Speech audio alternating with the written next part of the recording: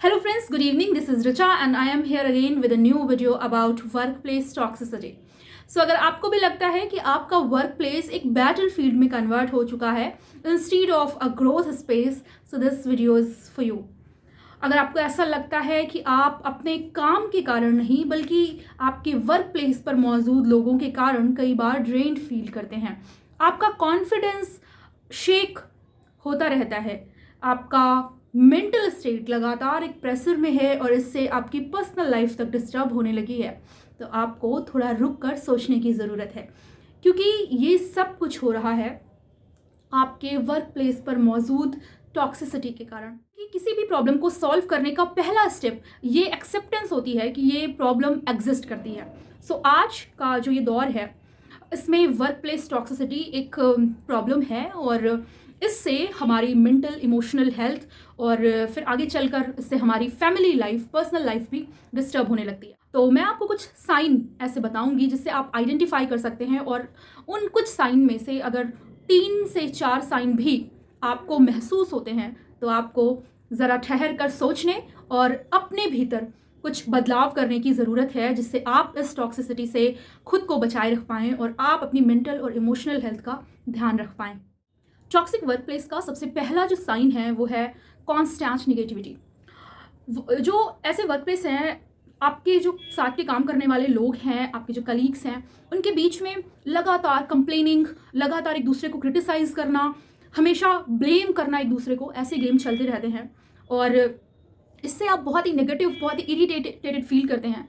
तो आपको थोड़ा गौर करने की ज़रूरत है क्योंकि जो वर्क प्लेस है वो एक ग्रोथ स्पेस होना चाहिए, ना कि क्रिटिसाइज़ करने, एक दूसरे को ब्लेम करने, एक दूसरे के बारे में लगातार कंप्लेनिंग एटीट्यूड होने के बजाय हमें सुधार करने पर फोकस करना चाहिए. लेकिन अगर ऐसा नहीं हो रहा है तो एक बार आपको रुक कर इस बारे में सोचने की ज़रूरत है.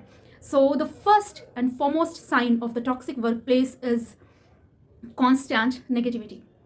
दूसरा कारण लैक ऑफ एप्रिसिएशन, यानी कि जो टॉक्सिक वर्क प्लेस होता है वहाँ पर आपकी जो एफर्ट्स हैं उनकी कोई वैल्यू नहीं होती है. आप कितना भी काम करते जाते हैं, जो आप रिस्पॉन्सिबिलिटी लेते हैं उनको अप्रिशिएट करने के बजाय उसमें कोई ना कोई कमी निकाली जाती है, मीन मेक निकाली जाती है. आपके जो रहन सहन है उससे लेकर आपके व्यवहार, आपकी बातचीत, आपके पर्सनल लाइफ तक पर कई बार नेगेटिव कमेंट्स किए जाते हैं. आपकी किसी भी अच्छी आदत को सराहने के बजाय आपके हिस्से लगातार सिर्फ और सिर्फ नेगेटिव रिमार्क आते हैं. मैं हर बार अपने वीडियो में चूँकि पर्सनल जो एक्सपीरियंसेस हैं उनको शेयर करना ज़्यादा प्रेफर करती हूँ, क्योंकि मुझे लगता है कि जो पर्सनल एक्सपीरियंसेस हैं इन एग्जाम्पल्स से लोग जल्दी रिलेट कर पाते हैं. मुझे अभी पिछले दिनों मुझसे किसी ने बात करते हुए बताया कि उनके वर्क प्लेस पर जो कलीग हैं वो उनके पर्सनल लाइफ में यहाँ तक कमेंट करते हैं कि you are such a careless mother. आपको ये बिल्कुल भी हक नहीं बनता है किसी के पर्सनल लाइफ में इस हद तक जाकर कमेंट करने का. और इस तरीके के कमेंट अगर हो रहे हैं, आपकी पर्सनल लाइफ में आप क्या कर रहे हैं, इस बारे में भी अगर कोई वर्क प्लेस का कलीग आपको क्रिटिसाइज कर रहा है, आपको लगातार नीचा दिखाने की कोशिश कर रहा है, तो ये गलत है और इस पर आपको एक बार ठहर कर सोचने की ज़रूरत है. So the lack of appreciation is the second sign of toxic workplace. So the third sign of toxic workplace is gossiping and backbiting. So gossiping and backbiting का जो अनुभव है वो हम में से शायद सभी को होगा, लेकिन इसमें बेसिकली क्या होता है कि आपके बारे में लोग आपसे बात ना करके किसी दूसरे व्यक्ति से बात करते हैं. आपसे उनको क्या समस्या है, आपके बारे में वो क्या सोचते हैं, वो आपसे बात ना करके किसी दूसरे, तीसरे, चौथे व्यक्ति से बात करते हैं. तो ये बहुत ही कॉमन है और मुझे लगता है कि ये सिर्फ वर्क प्लेस पर ही नहीं, जीवन के हर डोमेन में इस एक्सपीरियंस से आप लोग गुजरे ही होंगे. तो fourth sign of toxic workplace is micromanagement and unfair treatment. इसमें क्या होता है कि आप लगातार काम करते जाते हैं, अपनी रिस्पॉन्सिबिलिटी को पूरा करने की कोशिश करते हैं, लेकिन आप पर ट्रस्ट नहीं किया जाता है, लगातार आपको मॉनिटर किया जाता है, लगातार आप जो काम कर रहे होते हैं उसमें मीन मेक निकाली जाती है. और जो अनफेयर या बायस्ड ट्रीटमेंट है इसमें किसी कारणवश ये हो सकता है कि कई बार क्षेत्रवाद के कारण हो, कई बार जातिवाद के कारण हो सकता है, कई बार क्लास और स्टेटस का डिफरेंस हो सकता है, कई बार आइडियोलॉजिकल क्लैशेस हो सकते हैं. इन आधारों पर आपके साथ एक बायस्ड, कई बार जेंडर के कारण ये हो सकता है, तो इन आधारों पर आपके साथ एक बायस्ड ट्रीटमेंट होता है जो कहीं से भी जस्टिफिएबल नहीं होता है। तो इस तरीके का भी अगर एक्सपीरियंस आपको वर्क प्लेस पर हो रहा है तो that means you are dealing with a toxic workplace. But the most important sign is no work life balance. आपके वर्क प्लेस पर अगर आपसे ये एक्सपेक्ट किया जाता है कि आप 24/7 बस इसी जॉब के लिए बने हुए हैं, आप अपने जो आपका वर्क इंस्टीट्यूशन है उससे बाहर भी जब आपका वर्किंग पीरियड नहीं है तब भी आप वर्क प्लेस के लिए रिस्पॉन्सिबल हैं, तो ये भी एक सोचने वाली बात है। और क्योंकि हम सब की पर्सनल लाइफ होती है और पर्सनल लाइफ में और प्रोफेशनल लाइफ में जब एक बैलेंस नहीं रह जाता है तो फिर ये भी एक तरीके का mental pressure, emotional pressure create करने का काम करता है। सो अभी तक जितने भी साइन मैंने आपके साथ शेयर किए हैं इनमें से 3 से 4 साइन के साथ भी अगर आप रिलेट करते हैं, so it's sad but you are in a toxic work environment. अब हमने ये आइडेंटिफाई कर लिया कि हम एक टॉक्सिक वर्क एनवायरनमेंट में काम कर रहे हैं। अब हमारा जो नेक्स्ट स्टेप है वो ये है कि हम इस टॉक्सिसिटी से खुद को कैसे बचाएं और अपनी मेंटल एंड इमोशनल हेल्थ का ख्याल कैसे रखें। तो आगे हम इस वीडियो में इस बारे में बात करेंगे। टॉक्सिक इन्वायरमेंट से डील करने के जो सोल्यूशंस मैं आपसे शेयर करने जा रही हूँ उन्हें बताने से पहले मैं आपसे ये बताना चाहती हूँ कि ये सोल्यूशन आपको अपनी लाइफ में अपनाना ज़रूरी क्यों है। क्योंकि ये जो टॉक्सिक वर्क इन्वायरमेंट है, आप कितने भी स्ट्रांग हों, आप कितने भी इमोशनल और मेंटल स्ट्रेंथ से भरे हों, एक लंबा टाइम ऐसे इन्वायरमेंट में रहने के बाद you start questioning your self. आपको अपनी सेल्फ वर्थ पर डाउट होने लगता है, आपका कॉन्फिडेंस धीरे धीरे करके गिरने लगता है, आपकी पर्सनल लाइफ में तमाम तरीके की परेशानियां शुरू हो जाती हैं क्योंकि आप लगातार एक मेंटल प्रेशर से जूझ रहे हो, आप लगातार खुद को एक नेगेटिव इन्वायरमेंट में फिट इन करने की कोशिश कर रहे हो और फिर उसका असर आपके लाइफ के दूसरे डोमेन में दिखना शुरू हो जाता है। आपको कई बार लगने लगता है कि कहीं ऐसा तो नहीं प्रॉब्लम मुझ में ही हो, कहीं ऐसा तो नहीं मैं ही बहुत एग्रेसिव हूँ, कहीं ऐसा तो नहीं मैंने ही कुछ गलती कर दी। सो अगर मैं अपने पर्सनल एक्सपीरियंस से बताऊँ तो मैं सेल्फ वर्थ पर बहुत ही ज़्यादा डाउट करने लगी थी और मेरा कॉन्फिडेंस धीरे धीरे करके ख़त्म होता जा रहा था। मैं बहुत ही ज़्यादा एंक्सियस रहने लग गई थी और एक तरीके का बोझ मेरे ऊपर हमेशा महसूस होता रहता था और मुझे लगता था कि मैं इतनी कमज़ोर हूँ कि अब शायद मैं जीवन के बाकी के सारे डोमेन हैंडल ही नहीं कर पाऊँगी। और trust me it affects a lot. जब आपको ये डर लगने लगता है कि आप कुछ भी नहीं कर पाएंगे क्योंकि आप इतनी ज़्यादा नेगेटिविटी से भर चुके होते हैं कि आपको सच में सेल्फ डाउट होने लगता है। आपको लगता है कि सच में आप लाइफ में आने वाले चैलेंजेस को फेस ही नहीं कर पाएंगे। आपको लगने लगता है कि आपकी वजह से ही सब तरीके की प्रॉब्लम्स क्रिएट हो रही हैं और आप ही कारण हैं। आपको लगने लगता है कि आप लापरवाह हैं, आपको ये लगने लगता है कि आप बहुत एग्रेसिव हैं, कई बार आपको लगने लगता है कि आप इतने इर्रिस्पॉन्सिबल हैं, बहुत कुछ लगता है। तो अगर आप ऐसे फेज़ में हैं तो मोर पावर टू यू, अपने भीतर स्ट्रेंथ बढ़ाइए और जो सॉल्यूशंस मैं बता रही हूँ वो सॉल्यूशन आपके लिए ज़रूर हेल्पफुल होंगे क्योंकि मैंने इससे डील किया है, आप भी कर सकते हैं। सॉल्यूशन की तरफ बढ़ते हुए जो सबसे पहला स्टेप हमारा होता है वो है बाउंड्रीज सेट करना। हम वर्क प्लेस पर जब काम करने के लिए जाते हैं तो हमें सबसे पहले एक चीज़ अपने दिमाग में रखनी चाहिए कि हम यहाँ काम करने के लिए आए हैं, यहाँ पर रिलेशन बनाने के लिए नहीं आए हैं, हम यहाँ दोस्त तलाशने के लिए नहीं आए हैं। वर्क प्लेस एक ऐसी जगह है जहाँ पे हम काम करेंगे और काम करने से हमें सैलरी मिलेगी और इसके बीच में जो एक प्रोफेशनल रिलेशन है उससे इतर आप बहुत अपेक्षाएं मत रखिए और ना ही इस तरीके से खुद भी जुड़िए क्योंकि आप अगर ऐसे जुड़ेंगे तो वर्क प्लेस आपकी फैमिली नहीं है। वहाँ पर 2 कलीग्स के बीच में आपके हितों का टकराव होता है और जब भी हितों के टकराव का मामला आएगा, हमेशा जब भी क्लैश होगा तो हर एक व्यक्ति अपनी इंडिविजुअलिटी को प्रायोरिटी पर रखेगा और आपकी एक्सपेक्टेशंस अचानक से टूटेंगी। तो आपको ये मेंटल बाउंड्री बनाकर रखनी है कि हम यहाँ पर एक प्रोफेशनल कलीग की तरह काम करने आए हैं, कोई पर्सनल रिलेशन बनाने के लिए नहीं। ये चीज़ आपको हमेशा से मन में अपने रखनी है जितनी जल्दी ये सीख जाएंगे आप, उतना ही कम आपको सफ़र होना पड़ेगा। दूसरी चीज़ जो आपको सीखनी है कि आप वर्क प्लेस पर कलीग के लिए अगर अपनी कैपेबिलिटी से ज़्यादा आगे बढ़कर कुछ कर रहे हैं तो आप करिए, ठीक है, लेकिन आप ये एक्सपेक्ट करके मत करिए कि हमें सामने से भी वैसा ही बिहेवियर देखने को मिलेगा या फिर वैसा ही कंपैशन हम डिजर्व करते हैं। आपने ओवर गिविंग की है, ये आपकी प्रॉब्लम है, क्योंकि आपने ओवर गिविंग करी है इसलिए सामने वाला भी ओवर गिवर बनकर आपके लिए वैसा ही सपोर्ट, वैसी ही काइंडनेस, वैसा ही कंपैशन आपको उपलब्ध कराएगा, ये ज़रूरी नहीं है। ये सोचना अपने साथ ज़्यादती करना है। तो आपको सबसे पहले एक प्रोफेशनल बाउंड्री बना करके रखना है और वर्क प्लेस को फैमिली या फ्रेंड सर्कल नहीं समझना है। दूसरी चीज़, जब भी वर्क प्लेस पर अगर लगातार कंप्लेनिंग का, क्रिटिसाइज करने का, ब्लेम गेम चल रहा है, तो सबसे पहले आपको जो चीज़ करनी है वो है अपना काम पूरी ईमानदारी से करना। कई बार हम आपस में कॉपरेशन के नाम पर थोड़ी बहुत लिबर्टी ले लेते हैं, और हम सब मनुष्य हैं, हम एकदम हार्ड एंड फास्ट रूल लेकर के 365 दिन काम नहीं कर सकते।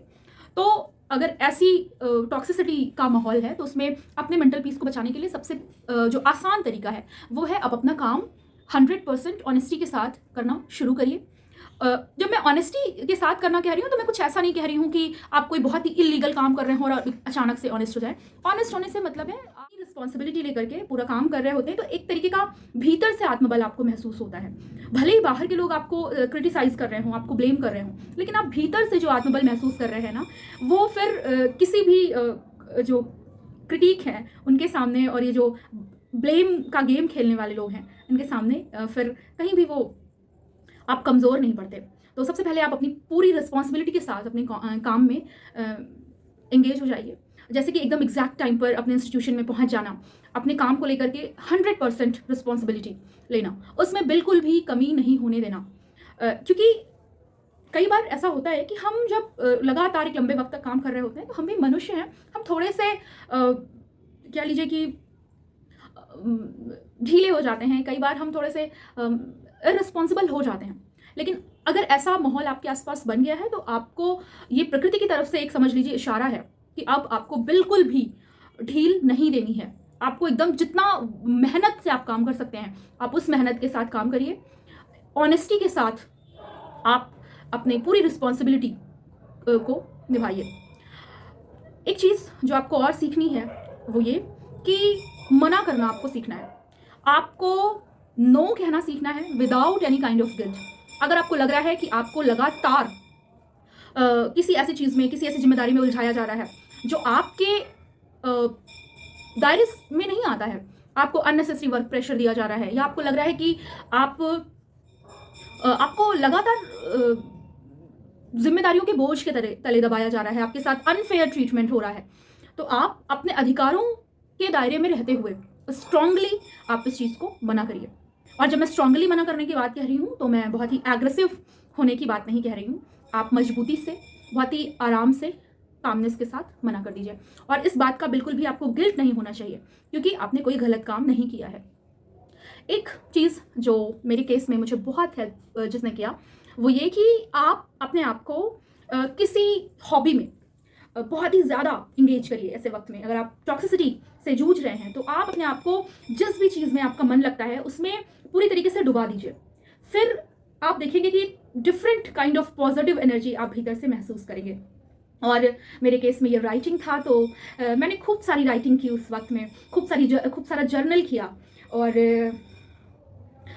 जब भी मैं बैक बाइटिंग और बहुत सारे तरीके के कमेंट्स मैं सुनती थी तो मैं खुद के लिए एक लेटर लिखती थी। और मैं खुद को एक अपने भीतर ही दो कैरेक्टर बना करके कि एक जो बहुत एक्सपीरियंस्ड, बहुत ही बड़ा बुजुर्ग एक व्यक्ति है जो कि छोटी ऋचा को लेटर लिख रहा है जिसमें उसको गाइड कर रहा है कि तुम्हें इन चीज़ों से कैसे बाहर रहना है, कैसे इन चीज़ों को तुम्हें बिल्कुल हावी नहीं होने देना है, कैसे किसी दूसरे का कमेंट तुम्हारी वर्थ डिसाइड नहीं करता। ऐसी तमाम चिट्ठियाँ मैं खुद के लिए लिखा करती थी। इसके अलावा अगर आप थोड़े से स्पिरिचुअल हैं तो आपको मैं अपना ये पर्सनल सोल्यूशन आपके साथ शेयर कर रही हूँ। अगर आप इसको फॉलो करेंगे तो इसका 100% रिजल्ट आप अपनी लाइफ में देखेंगे। लाइफ के किसी भी डोमेन में आने वाली जो प्रॉब्लम है वो सिर्फ इसलिए है क्योंकि आपके भीतर उस क्षेत्र में एनर्जी डेफिसिट है। किसी भी तरीके की प्रॉब्लम हो, अबंडेंस यानी कि मनी प्रॉब्लम हो, रिलेशनशिप यानी कि इमोशनल कनेक्शंस ना होने की ऐसी कोई प्रॉब्लम हो, वर्क प्लेस की प्रॉब्लम हो, पावर और अथॉरिटी का इशू हो, ये सारी प्रॉब्लम्स सिर्फ और सिर्फ इसलिए हैं क्योंकि आपकी उस एरिया में एनर्जी का डेफिसिट है। तो अब हमें क्या करना है? जितने सोल्यूशन अभी तक मैंने आपको बताए ये हैं उस टॉक्सिसिटी को अपने भीतर हावी ना होने देने के सोल्यूशन। लेकिन अब जो मैं आपको सोल्यूशन बताने जा रही हूँ वो ये करेगा कि आपको भीतर से एक पॉजिटिव एनर्जी देने का काम करेगा। और जब आपकी एनर्जी भीतर से बढ़ेगी तो आपकी लाइफ की कोई भी प्रॉब्लम उसके सामने टिक नहीं सकती। करना क्या है आपको? मैंने आप लोगों से अपने रिचुअल्स की सीरीज़ में बताया था कि मैं राग सुनती हूँ। अगर आपको अपने वर्क प्लेस पर अथॉरिटी और पावर टसल को डील करने के लिए अगर आपको राग सुनना हो तो आपको सुनना चाहिए राग दरबारी, क्योंकि ये एक तरीके की आपको मेंटल टफनेस देता है। राग दरबारी कब सुना जाता था? ये राजाओं के दरबार में बजाया जाता था। किसी भी महत्वपूर्ण कार्य होने से पहले राग दरबारी को सुनते थे राजा। क्यों? क्योंकि उनके मस्तिष्क में उस तरीके के भावों का संचार हो सके जो कि उन्हें उस एक डिसीजन लेने के लिए जो मेंटल टफनेस, जो स्थिर मनोभावों की ज़रूरत है, वो इस राग को सुनने के बाद उनके भीतर पैदा हो सके। लगातार आप राग दरबारी सुनिए और इस कमेंट में आकर आप मुझे थैंक यू लिखेंगे। एक दूसरा तरीका जो आप और कर सकते हैं वो ये है कि हनुमान चालीसा का पाठ करना। हनुमान चालीसा में एक लाइन आती है कि भूत पिशाच निकट नहीं आवे, महावीर जब नाम सुनावे। तो आज का जो ये समय है इसमें ये भूत पिशाच इस तरीके की नेगेटिव एनर्जीज ही हैं। और जब भी हम हनुमान चालीसा का पाठ करते हैं ना तो हम एकदम सरेंडर के भाव से जब उसको पढ़ते हैं ना तो सरेंडर के बाद एक दूसरे तरीके की अनुभूति होती है, जिससे कि आपके भीतर इतना आत्मबल आता है, आपको भीतर से इतनी हिम्मत महसूस होती है कि वो जितने भी नेगेटिव थॉट, ओवर थिंकिंग आपके दिमाग में चल रही होती है उससे निकलने के लिए ये एनर्जी इतना पॉजिटिव तरीके से काम करती है कि इसके आगे फिर कोई भी नेगेटिविटी एग्जिस्ट नहीं कर सकती।